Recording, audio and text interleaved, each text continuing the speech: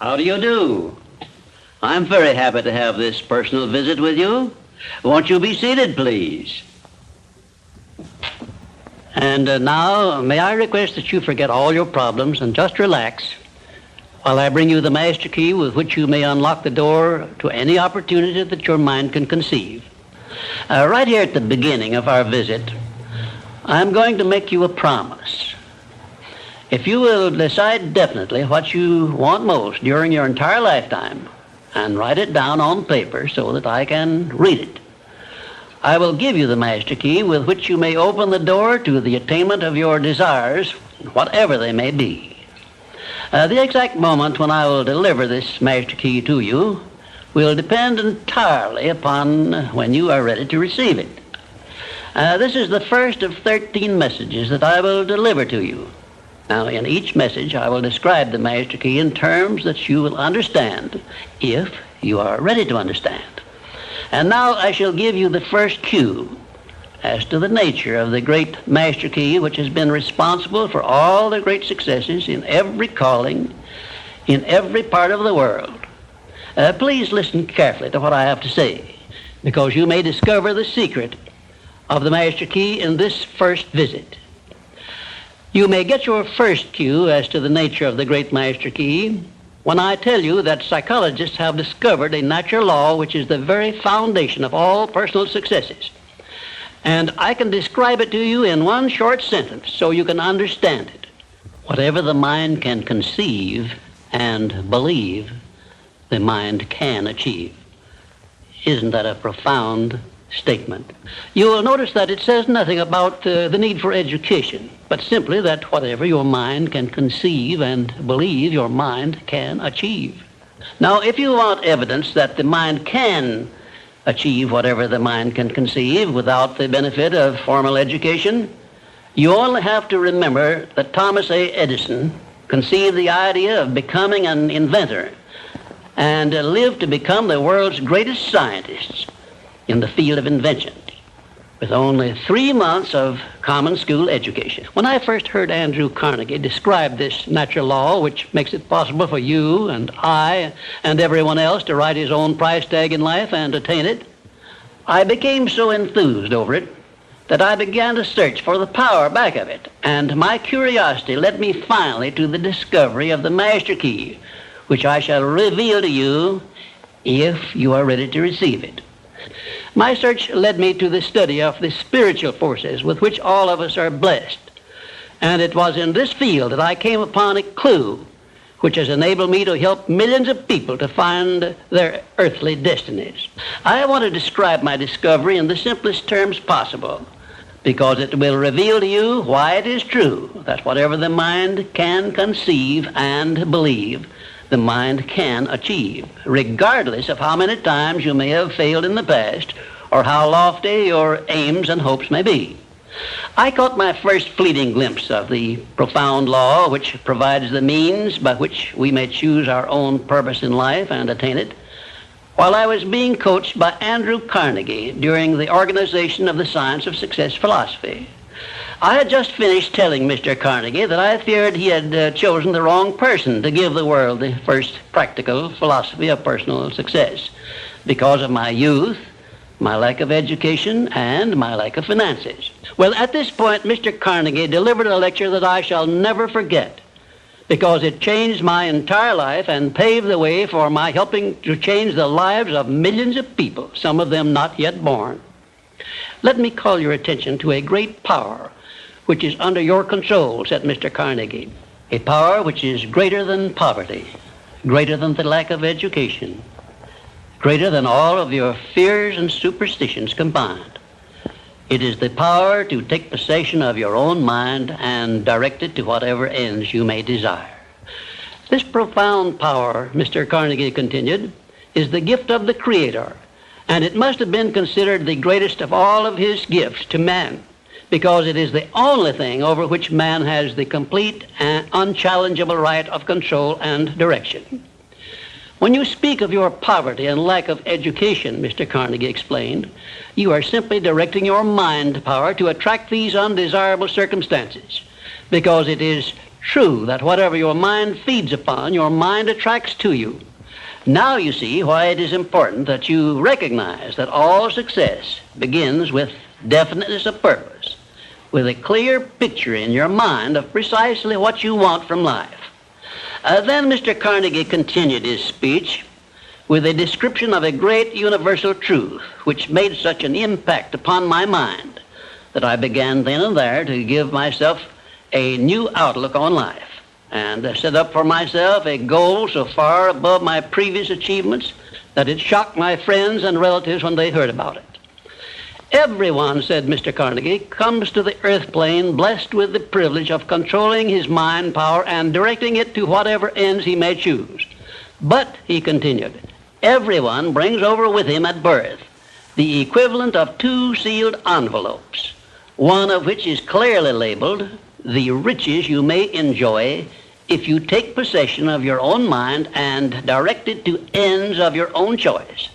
And the other is labeled, the penalties you must pay if you neglect to take possession of your mind and direct it. And now let me reveal to you, said Mr. Carnegie, the contents of those 2 sealed envelopes. In the one labeled riches is this list of blessings. 1, sound health. 2, peace of mind. 3, a labor of love of your own choice. 4, freedom from fear and worry. 5, a positive mental attitude. 6, material riches of your own choice and quantity. In the sealed envelope labeled penalties, Mr. Carnegie continued, is this list of the prices one must pay for neglecting to take possession of his own mind. 1, ill health. 2, fear and worry. 3, indecision and doubt. 4, frustration and discouragement throughout life. 5, poverty and want. 6, and a whole flock of evils consisting of envy, greed, jealousy, anger, hatred, and superstition. Now, my mission in life is to help you and everyone who needs my help to open up and use the contents of the sealed envelope labeled riches. And the starting point from which you must take off if you wish to write your own ticket from here on out for the remainder of your life, I will describe for you in these simple instructions. 1, procure a neat pocket-sized notebook, or something on the order of this one here, loose leaf affair. And on page 1, write down a clear description of your major desire in life, the one circumstance or position or thing which you will be willing to accept as your idea of success. And remember before you begin writing that your only limitations are those which you set up in your own mind or permit others to set up for you. And 2, on page 2 of your notebook, write down a clear statement of precisely what you intend to give in return for that which you desire from life.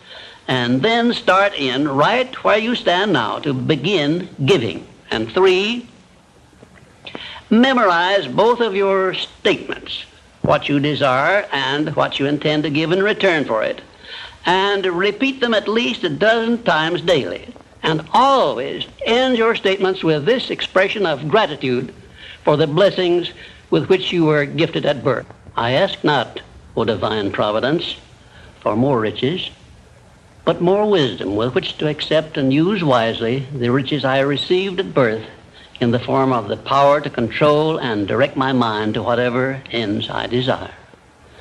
If you are not too successful or self-satisfied to accept and express this profound prayer, if you accept it and express it in the same spirit of humble sincerity in which I pass it on to you, a new and a better world will reveal itself to you. A world in which you will see reflected the circumstances and the things which you yourself have created. Next, I will give you a description of the second principle of success, through the application of which you may make use of the education and experience of other people and get the necessary help you may need in attaining your definite major purpose in life. And now let me close this, our first visit, with my favorite expression of gratitude. O divine providence, I ask not for more riches, but more wisdom with which to make wiser use of the riches you gave me at birth, consisting in the power to control and direct my own mind to whatever ends I desire. We come now to the second of the 17 principles which lead to the master key with which you may open the door to the attainment of your definite major purpose in life. This principle of success is called the mastermind principle. I want you to understand the nature of the mastermind principle because you must use it before you can take possession of the master key. An understandable definition of the mastermind is this. It consists of two or more people who work in perfect harmony for the attainment of a definite purpose. Now, here are some interesting facts about the mastermind which give you an idea of how important it is and how necessary that you embrace this principle and make use of it in attaining success in your chosen occupation. First of all, it is the principle through which you may borrow and use the education, the experience, the influence, and perhaps the capital of other people in carrying out your own plans in life. It is the principle through which you can accomplish in 1 year more than you could accomplish without it in a lifetime if you depended entirely upon your own efforts for success. And I have heard well-informed Bible students say that the first known application of the mastermind was that which existed between the Nazarene and his 12 disciples. Of one fact I am absolutely sure. When you form a true mastermind alliance with others and work with them in a spirit of perfect harmony, you can draw freely upon the spiritual forces within you in carrying out your plans and desires.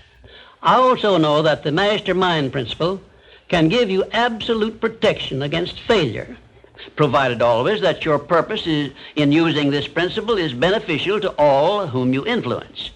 In my research while organizing the science of success, I had the collaboration of practically every outstanding successful man this country has produced during the past 50 years. And I can tell you definitely that their success was due in the main to their knowledge and application of the mastermind principle. I wish also to call your attention to the fact that our great American way of life and our unmatchable system of free enterprise have been built upon the mastermind principle. The greatest document ever conceived by the mind of man is a perfect example of the mastermind principle in action. It is the Declaration of Independence, and the best evidence of the importance of maintaining perfect harmony in a mastermind alliance may be found in the fact that the 56 men who signed the Declaration of Independence knew full well that it might turn out to be either a license of freedom for all mankind or a death warrant which would cause each of the signers to be hanged.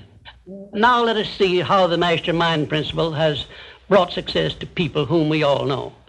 First, consider when Kate Smith began her career as a singer. She had difficulty in earning enough from her singing to pay her living expenses. And she perhaps never would have made her singing pay if she had not discovered and applied the mastermind principle, which gave her access to the master key to success when she formed a mastermind alliance with Ted Collins. And according to a report I saw in Reader's Digest, Kate Smith has earned upwards of $30 million, and she is still in the upper brackets of income. 2, I remember when Edgar Bergen and that cute little block of wood known as Charlie McCarthy used to play anywhere they could get an engagement. And I rather suspect that often all they got for their services was a meal. But Edgar Bergen is a smart man in the field of entertainment. So he formed a mastermind alliance which introduced him and Charlie to millions of people by radio and television. And I suspect he is not concerned about money any longer. And you may be surprised when I tell you that the great Ford industrial empire started with the formation of a mastermind alliance between Henry Ford and his wife. At the beginning of his career, Henry Ford was shy and lacking in self-confidence. It was Mrs. Ford who inspired Henry Ford with the faith and the courage to go ahead with the perfection of his horseless carriage. Although his relatives and neighbors generally tried to discourage him from wasting his time with the contraption, as they called it. 4, the Federation of States, known as the United States of America, is the richest and the most powerful nation civilization has yet produced. And the secret of our strength and riches consists in our form of government through which all our states function in a spirit of harmony based on the mastermind principle through a central federal government located at Washington. And now a word to you personally. If you work for a salary or wages, you have a marvelous opportunity to promote yourself into a higher income and a more responsible position by forming a mastermind alliance with your associate workers, including the management. In my next visit, I will give you further instructions on how to apply the mastermind principle so as to increase your own income and promote yourself to a higher position with the full cooperation of your management. Yes, that is correct. I will show you how to write your own price tag, fix your own wages, establish your own working hours, and give yourself financial independence. But right now, I want you to do 3 things before our next visit. First, decide definitely where you wish to be and what you wish to be doing during the next 3 years. And second, decide how much money you desire to be making and what you are going to do to earn it. And third, form a mastermind alliance with at least one person in your immediate family and at least one other person among those to whom you are selling your services. By taking these 3 steps, you will have gone a long way toward appropriating the great master key to success. There is no such thing as something for nothing.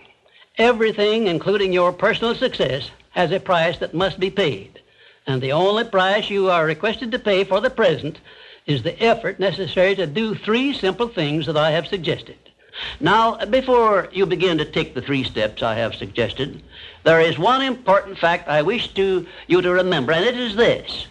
Control your mental attitude and make yourself friendly and agreeable with everyone with whom you are closely associated if you expect friendly cooperation in return. Indifference cannot create a mastermind alliance for you. A negative mental attitude can bring you nothing but failure. Remember always, you are where you are and what you are because of your mental attitude in which you relate yourself to other people. Remember also, your mental attitude is the one and the only thing over which you have complete control. Success is something which has to be planned, and success is something which has to be earned in advance. True, there is such a thing as luck, but just remember that luck is something you can create for yourself if you know the rules and follow them just as I give them to you. Remember, too, that success in the higher brackets of achievement is something that can be had only by taking others along with you. And the best definition of success, which I know, is this. Success is the knowledge with which to get whatever you want from life without violating the rights of others and by helping others to acquire it. There is a known formula for the attainment of success, and it is as definite and certain as are the rules of mathematics or the principles of science. My purpose in these visits is to bring you that formula in simple terms that you can understand and apply. But I can never give you that for which you are not ready. If you are ready to advance into the higher brackets of success, you will recognize this fact by your willingness to follow the simple instructions I shall give you as we go along. This thing called success is a very profound and interesting thing because the line of demarcation between success and failure is so slight that it is often hard to tell where one ends and the other begins.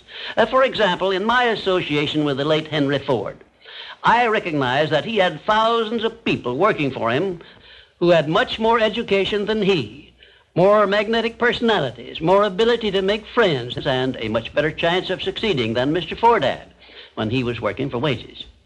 But Mr. Ford had one simple quality the others who worked for him did not possess. The same quality I will clearly describe for you in my future visits with you. Meanwhile, I would be interested in knowing if you can describe this one simple quality Henry Ford possessed, which made him the greatest industrialist this nation has ever produced.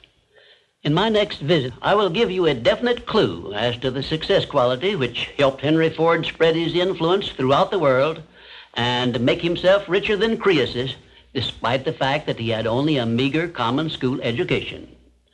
Until then, please be of good cheer, will you? And just remember that your only real limitation is the one you accept and set up in your own mind.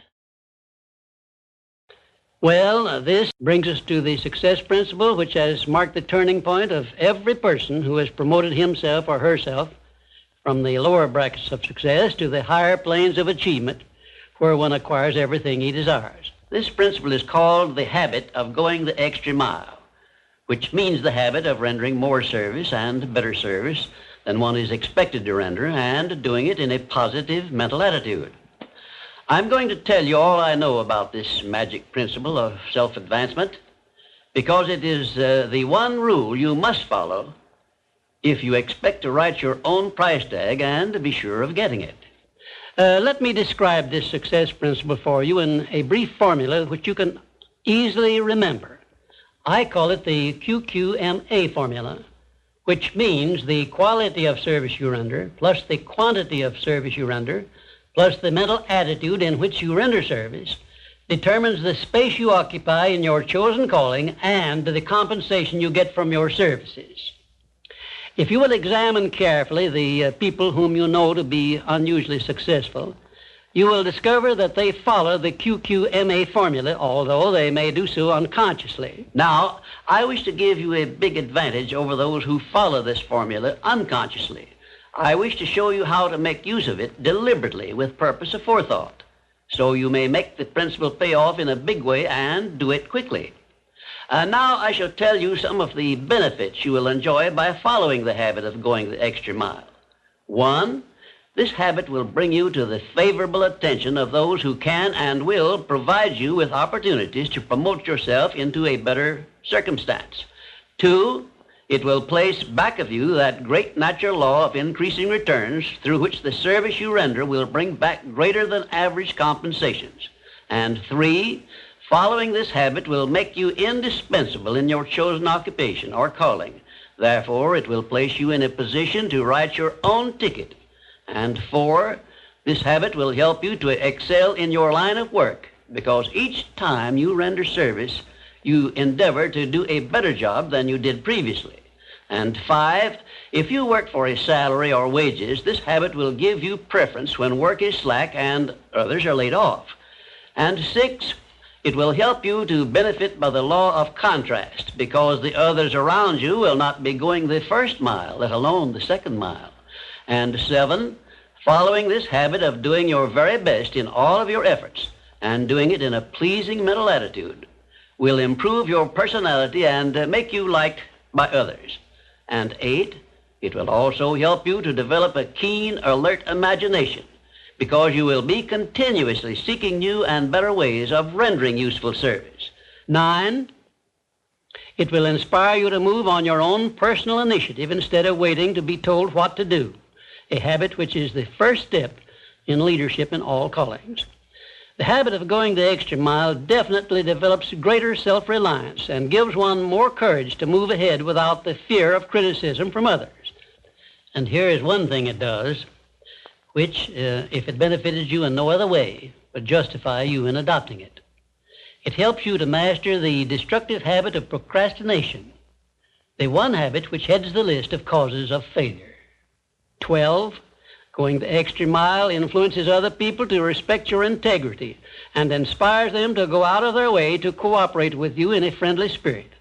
And 13, the habit helps you to develop definiteness of purpose, which is the starting point of all personal success. And it stops you from drifting through life without knowing what you want or where you are going.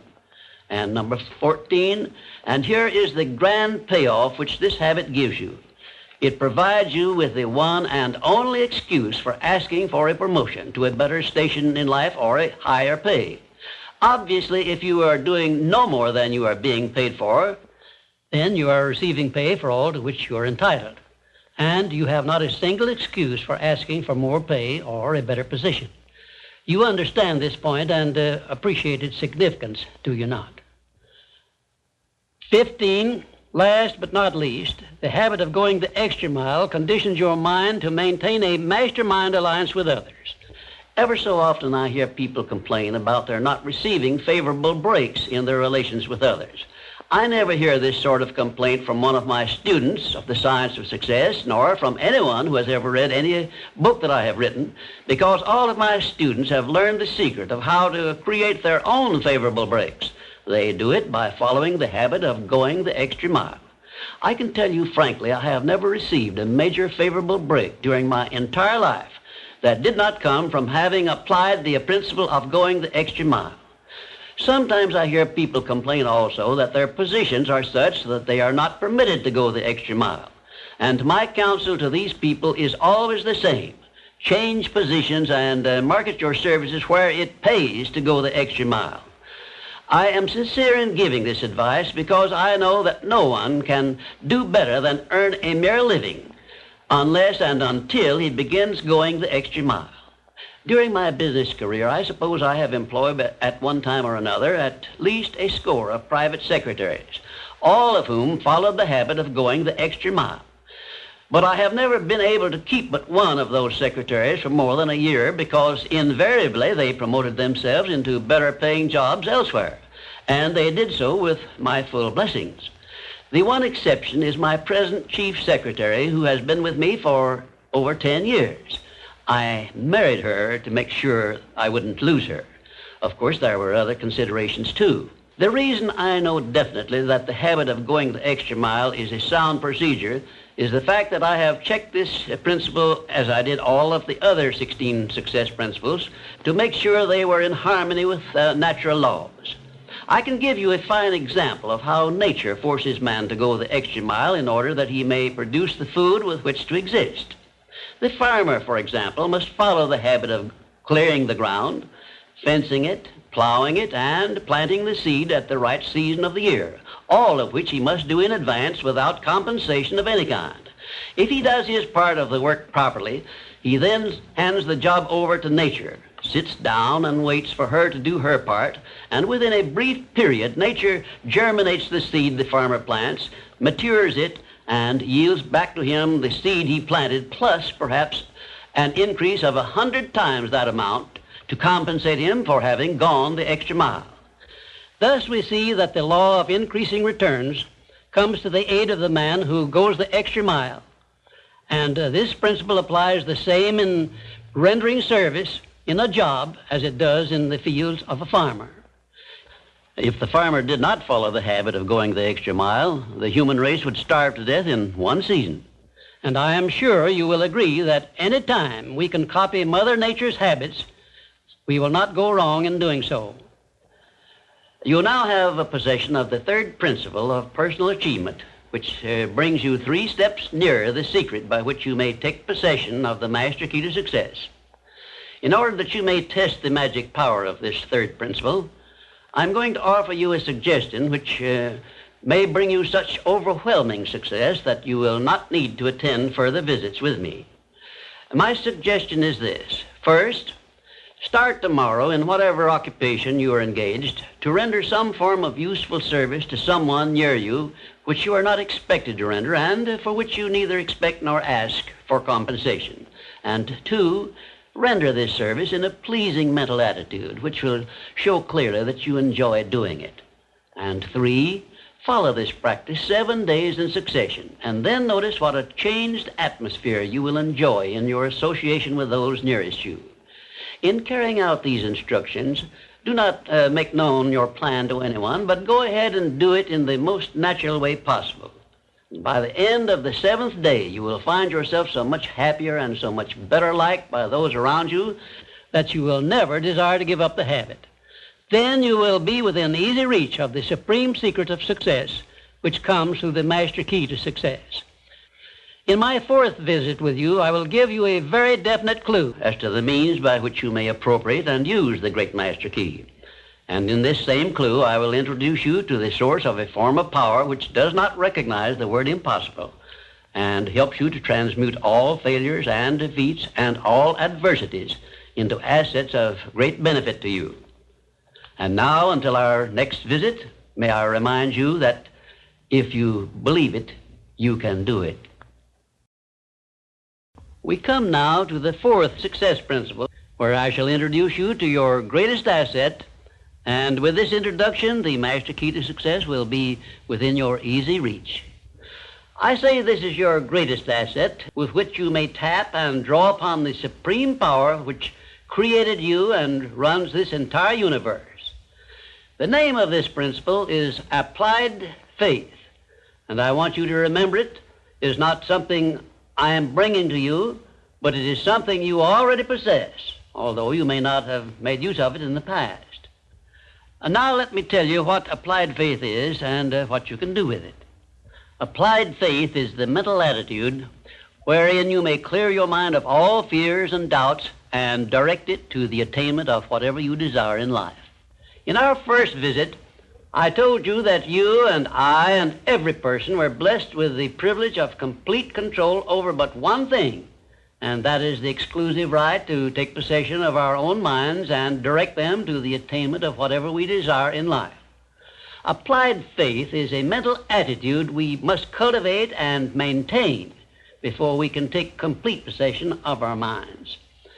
It is the means by which we may break the seal of that envelope I mentioned in our first visit and take full possession of the 6 forms of riches we get in return for taking possession of our minds and using them. Those 6 riches were, as you may remember, sound health, peace of mind, a labor of love of your own choice, freedom from fear and worry, a positive mental attitude, and material riches of your own choice and quantity. We are now, this very moment, standing in front of the gateway which can be opened only with the great master key to success. And I'm giving you the closest clue I have yet mentioned as to how you may take possession of this key. In order that you may condition your mind to embrace and use applied faith, you must understand that there are 2 ways in which you can use faith. You can put it into reverse gear and use it in a negative way by allowing your mind to dwell upon the circumstances and the things you do not want, such as poverty, ill health, failure, defeat. And this is precisely what the majority of people do, which explains why the majority of people go through life in misery and want. Or you can take possession of your mind and direct it to think of the 6 riches which came over with you in that sealed envelope, and you will attract these riches to bless and serve you all through your life. Isn't it a strange fact that most people make a negative application of their great power of faith by thinking about and believing in poverty, ill health, fear, failure, and defeat, when it would be so easy for them just to change their thinking over to the circumstances and things they desire? Now let me give you a description of the one thing which represents the main difference between a successful person and a failure. Please listen carefully and think for yourself as I speak, because failure to recognize the truth I am about to give you is the starting point of most failures. Successful people in all occupations, all professions, and all callings have one trait which distinguishes them from the failures. It is their capacity for belief. The failures see the hole in the donut, but do not see the donut around the hole. The successes see the hole also, but they see the donut around the hole. Thomas A. Edison believed that he could perfect an incandescent electric lamp, and despite the fact that he failed over 10,000 times before he was crowned with success, he made his belief uncover the secret for which he was searching. Give one guess as to how many times the average person must fail before he quits. Fails because of the lack of capacity for belief. How many times can you meet with defeat before you give up the ghost and quit? Henry Ford believed he could build a self-propelled vehicle which would take the place of the horse and buggy. And despite the ridicule of relatives and neighbors and the lack of finances, he transmuted his belief into an industrial empire which changed the entire American way of life. Mind you, Ford did this with very little education and no operating capital to begin with. Right here, let me ask you a question which may well change your entire life. You perhaps have an idea or a plan which would be useful to other people, but you have done nothing about it because you lack the self-confidence to give you a start. In other words, you are now where Henry Ford was before he built the first model of his world-famous automobile. Mr. Ford broke through that wall of fear, which may now be holding you back, and put his idea into operation by making use of the mastermind principle I mentioned in our second visit, through an alliance with his wife. Now, the question I wish to ask you is this. Why don't you form a mastermind alliance with someone and begin putting your ideas to work for you? Belief is truly a magic word because it is the beginning of all successes. It is the very foundation of civilization. It is the one quality you must develop before you can make use of the great master key to success. To be successful, you must become a person with a great capacity for belief, and the place to start believing is with yourself. You should begin by recognizing that you were born with the privilege of complete control over your own mind. You should also recognize that by the application of the master key to success, which I am passing on to you through these visits, you can take full possession of your mind and make it yield you whatever you demand in life. Observe, I use the word demand, not beg. The Creator never intended for you to beg for anything. If He had, He would not have blessed you with full control over your own mind. If your life is not what you want it to be, you can change it. As a matter of fact, you can do anything within reason that you desire to do if you embrace the principle of applied faith and keep it directed to the attainment of the things you want and off the things you do not want. I should know what I'm talking about because I was handicapped at birth by the four horsemen which keep most people in bondage all the days of their lives: poverty, fear, illiteracy, and superstition. Theoretically, I had not the slightest foundation for hope that I could ever escape the influences of these four curses. But I did escape, and now I am devoting my entire life to helping other people to gain deliverance from these four basic enemies of mankind.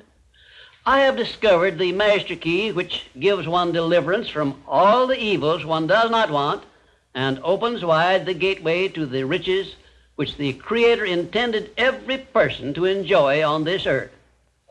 Applied faith is the only means by which the master key can be appropriated and used. Therefore, I give you these instructions through which you may create a mental attitude which is favorable for the expression of faith. 1, know what you want and believe that you can and will get it. 2, give expressions of gratitude many times daily for having received that which you want, even before you actually get physical possession of it. Possession starts first in the mind. Please remember this. 3rd, keep your mind open for hunches from within. And when you are inspired to action, do not wait, but move on your own personal initiative at once. Remember, there can be no application of applied faith without action. 4th, when overtaken by defeat, as you may be many times, remember that man's faith is tested many times before he is crowned with final victory. And accept your defeat as nothing more than a challenge to keep on trying. And 5, a burning desire for the things or circumstances you want is the starting point of all applied faith. Be definite, believe, and act. And keep on acting if at first you meet with defeat. 6, when doubt creeps into your mind, remember that whatsoever a man believeth, that shall he also reap. Remember, faith is not something you get. Faith is something you already have. But you may be using it in reverse gear by believing in the circumstances and things you do not want, the things you fear. Remember also that faith is guidance only. It is not a power which will bring you what you want, but a power that can guide you to go after what you want and get it. Remember, too, that your faith is limited only by your own capacity to believe. You can do whatever you make up your mind to do. I believed I could give the world a practical philosophy of success which would free men and women from their fears and limitations. I stood firmly back of that belief through 20-odd years of effort and saw my belief give freedom to millions of people. Do the thing, said Emerson, and you shall have the power. May I paraphrase this great truth by saying, believe and you shall receive. And now, until our next visit, will you please remember that your life is exactly what you make it by your own mental attitude. For our fifth visit, our subject is a pleasing personality. Your personality determines whether people are attracted to you or shy away from you. It is the show window in which you display your character to the world, and it is the one thing which distinguishes you from all other human beings. It is your trademark by which people recognize you, and it is the thing which determines your success or failure in selling yourself through life. Therefore, you should see your personality just as others see it, so you may improve it where it needs improvement. Your personality consists of more than 30 different factors, traits, and characteristics. Because of the limit of time I can devote to this visit with you, I can mention only the more important of your traits of personality. But before I begin to describe these traits, I want you to know that every trait which goes into your personality is under your control, and you can improve it so it will be whatever you want it to be.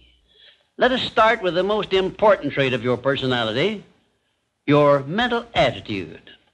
This is the trait with which you attract people to you and cause them to like you, or repel them and cause them to dislike you. Your mental attitude must be positive if you attract people to you. How do other people know whether your mental attitude is positive or negative, you may ask? Well, the answer is easy. First of all, other people tune in and pick up your mental attitude by telepathy without your saying a word or making a move. But there are other ways they can tell whether your mental attitude is negative or positive. You disclose this information by the tone of your voice, whether it is pleasant or harsh, by the expression on your face, whether it is soft and pleasing or harsh and scowling, by the courtesy and consideration you show other people, or the lack of these. So you see, there is no escape from revealing to others the exact nature of your personality. The next most important trait of your personality consists of your flexibility of your mental attitude or your lack of it. If you have flexibility, you adjust yourself to all the circumstances in your relations with others without losing your composure or allowing yourself to become irritable or angry. Just remember, if you have flexibility of your mental attitude, it will be impossible for anyone to make you angry or to irritate you without your consent or cooperation. Now, this is worth knowing, isn't it? You cannot control the actions of other people which might justify you in becoming irritated by them, but you can control your reaction to all such circumstances by exercising your trait of flexibility. And you will observe that all people in the higher brackets of success have this flexibility, and they do control their reaction to the influences of other people. The third most important trait of a pleasing personality is the ability to control and direct your emotion of enthusiasm. Enthusiasm is one of the means by which you can give forcefulness to your words, but you must be able to turn it on and off at will as definitely as you can turn on and off water at the spigot. Uncontrolled enthusiasm often makes people boresome. It also may open wide the window to one's mind through which other people may enter and influence one in ways he does not wish to be influenced. The fourth most important trait of a pleasing personality is a sincerity of purpose. The person who is not sincere in all relationships with others is soon detected and rejected, because no one is attracted to the person who thus endeavors to deceive others. Sincerity is one quality of character which cannot be successfully faked, not even by the most astute rascal or the most efficient actor, because insincerity evermore carries with it some warning sign which other people recognize. You have only to go back into your own experience with insincere people to prove the truth of what I have stated. There are 26 other important traits which give one a pleasing personality, but I do not have time to give them to you in this visit. Now let us turn our attention to some of the common habits which destroy a pleasing personality. Please check yourself as I describe these negative habits, and you may make discoveries about yourself sufficient to enable you to rebuild your entire personality so it will become a master salesman in your behalf. One of the most destructive habits which make one's personality objectionable is that of breaking in and running away with the conversation when others are speaking. And 2, sarcasm, expressed by insinuations and wisecracks which are not so wise, is near the head of the list of habits which give one a negative personality. And 3rd, vanity expressed by either words or actions is sure to make one unpopular. And 4, indifference in listening while others are speaking is sure to be noticed and resented. It is more profitable to be a good listener than it is to be a good talker, because one is always apt to learn something while listening to others, but never learns anything from hearing himself talk. 5, the attempt to flatter where flattery is obviously not deserved will bring quick resentment from others. Also, it will put them on notice, if they are wise, that the flatterer wants something he perhaps should not get. And 6, the habit of finding fault with the world at large and people in general is never a popular habit, and it is no part of a pleasing personality. It is far better to direct conversation to the circumstances and things which are right than to complain of those which one believes to be wrong. And 7, one of the very worst habits which destroy a pleasing personality is that of openly and directly challenging those with whom one may not agree, where there is no obvious reason for doing so, except the desire to be on the opposite side.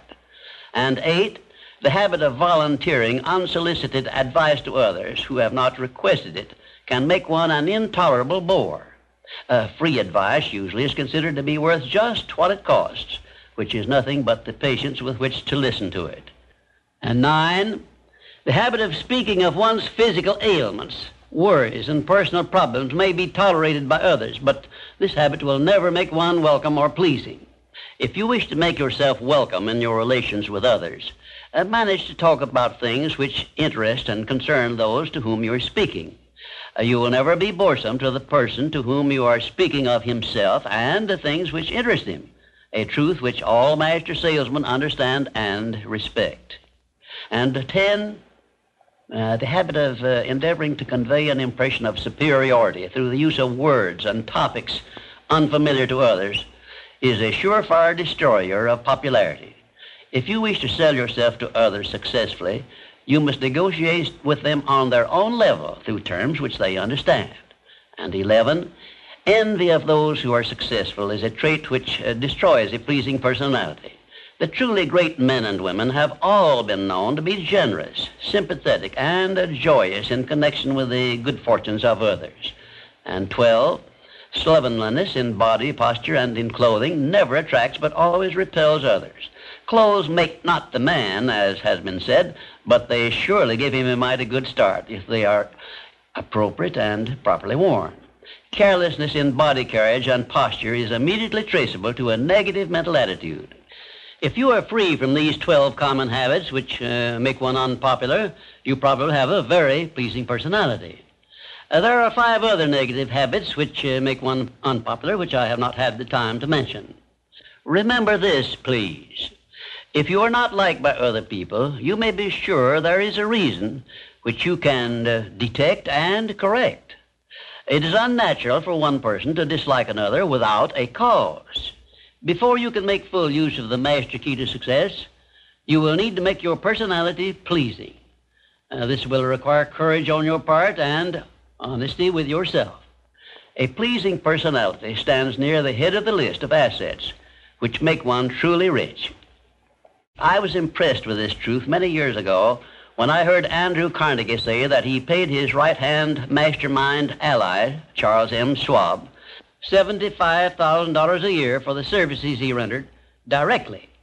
But he often gave Mr. Schwab a bonus at the end of the year of $1 million for the influence he exerted on his associate workers because of his pleasing personality. You see, therefore, Andrew Carnegie, who has been said to have been the greatest judge of men this nation has ever known, placed a value on a pleasing personality of more than 10 times as much as he valued the personal services of his right-hand man. Perhaps this will give you a clue that may help you up the market value of your personality. And now, until we meet again, may I wish you health, wealth, and peace of mind. This visit brings us to the 6th principle of success, without which the 5 principles I have given you previously would be useless. It is the principle of self-discipline. Self-discipline, as I am presenting it to you here, has reference not only to your mastery of negative habits, which stand in the way of your success, but more particularly to your development and enforcement of the positive habits you will need in order to avail yourself of the 6 assets you brought over with you in that sealed envelope I mentioned in our first visit. Now let me give you a list of the more important things over which you will have to exercise self-discipline before you can embrace and use the great master key to riches. 1, you will have to gain mastery over your tongue by acquiring the habit of thinking first and then speaking after you are sure that what you say will benefit you and not injure others. A loose tongue often is one's greatest liability. 2, you will have to exercise self-discipline in mastering the common tendency to strike back at those at whom you have a cause, real or imaginary, for a grievance. You must remember that everything you do to or for another, you do to or for yourself, because your every thought and every act which benefits or injures another person comes back to you in kind, greatly multiplied. So, if you feel that you must slander another person, do not speak it, but write it. Write it in the sands near the water's edge, then move away from it until the tides have flown. 3, you will have to exercise self-discipline over all of your emotions, particularly your emotions of love, hate, fear, and sex. These are the big 4 of your emotions, and they can make you or break you according to the extent of discipline you exercise over them. 4, your mental attitude needs discipline and control at all times. Lacking this discipline, it can, and it often does, drive away friends, destroy opportunities to get ahead, brings on physical and mental illness, develops stomach ulcers, and makes peace of mind impossible.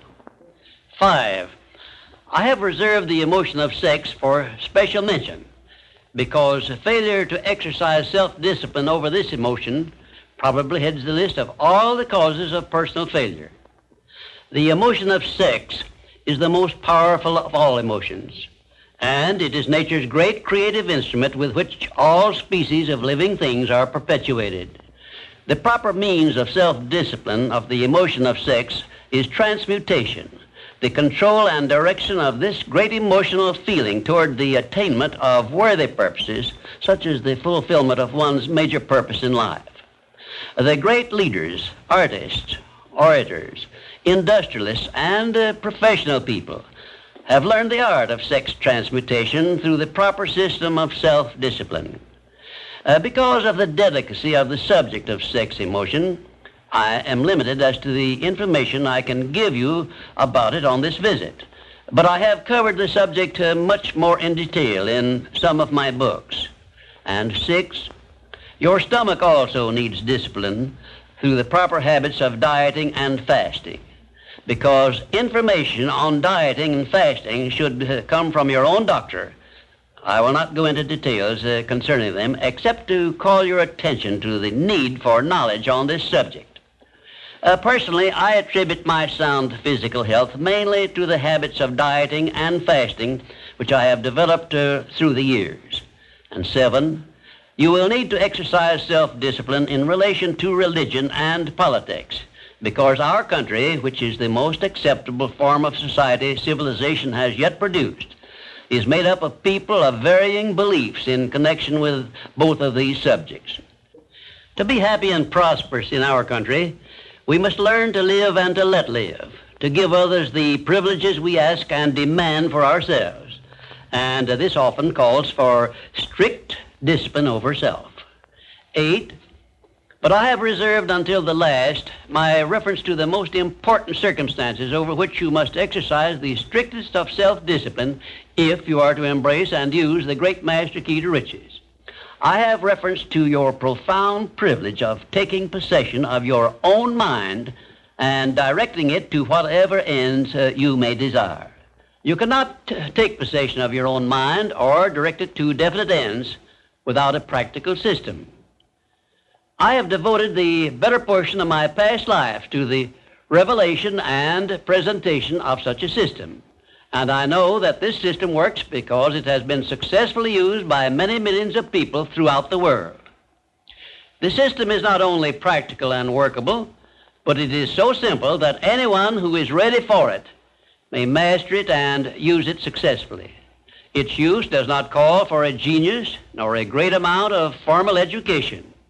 It calls only for a will to take possession of one's own mind and a definite purpose to which the mind is to be directed.